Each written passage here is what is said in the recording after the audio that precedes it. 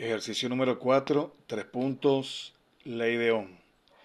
Dado el siguiente circuito, calcular A, resistencia equivalente, B, intensidad de corriente en cada resistor, C, la caída de tensión, voltaje, en cada resistor. Anotar los valores en la tabla número 1. Ahí tenemos el circuito de resistencias y la tabla número 1 ya llenada, y vamos a hacer su explicación del por qué.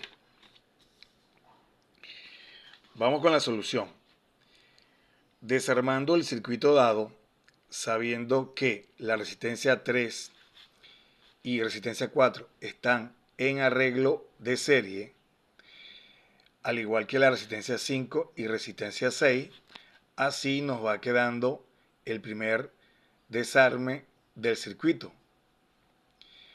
Aplicamos las teorías de serie tanto para la resistencia 3,4 como para la resistencia 5,6. La resistencia 3,4 es igual a la resistencia 3 más la resistencia 4.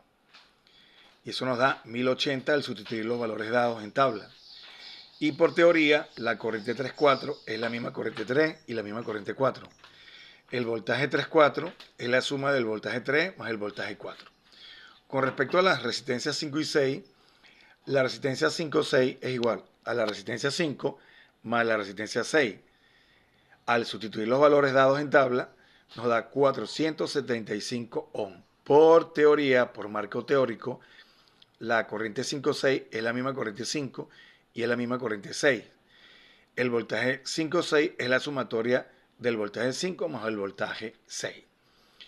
Después de esos cálculos, ahora las resistencias 2, 3, 4, 5, 6 están en arreglo de paralelo, quedando el circuito ahora sí.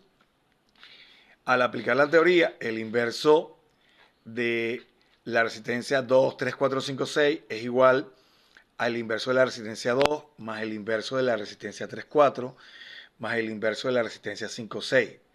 Al sustituir los valores dados en tabla, ¿verdad?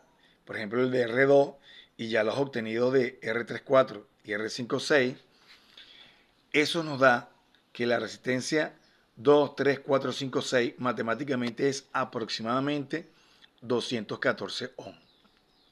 Y por arreglo en paralelo, el voltaje 2, 3, 4, 5, 6 es el mismo voltaje 2, es el mismo voltaje 3, 4, es el mismo voltaje 5, 6. La corriente 2, 3, 4, 5, 6 es la sumatoria de la corriente 2 más la corriente 3, 4 más la corriente 5, 6, al tener, repito, este arreglo aquí.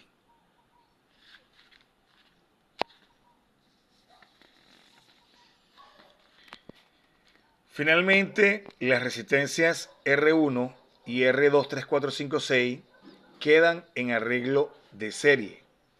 Aquí queda finalmente nuestro circuito.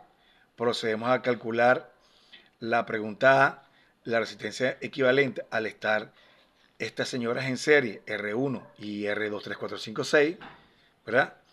La sumamos directamente y nos da 734 ohm, obteniendo allí la pregunta A. Pero de ese último arreglo, al estar R1 y R2, 3, 4, 5, 6 en serie, el voltaje es igual al voltaje 1 más el voltaje 2, 3, 4, 5, 6.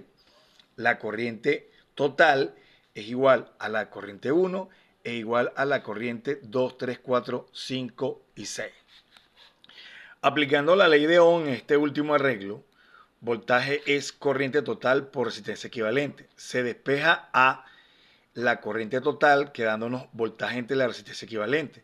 Sustituimos los valores y nos da 0,048 amperios. Hacemos la conversión a miliamperios porque hay que rellenarlo así en tabla y nos da 48 miliamperios. Luego nos vamos con todas las fórmulas habidas. La corriente total es la misma corriente 1, la misma corriente 2, 3, 4, 5, 6 y eso es igual a 48 miliamperios. Procedemos a calcular el voltaje 1 por I1 por R1. Sustituimos el valor de I1, el valor de la resistencia 1 y nos da aproximadamente 25 voltios. Eso va a tabla. El voltaje 23456 es el producto de la corriente 23456 por la resistencia 23456. Sustituimos los valores ya obtenidos y nos da aproximadamente un voltaje de 10 voltios. Continuando, ¿verdad?, con las fórmulas por allí guardadas, el voltaje 23456 que nos acaba de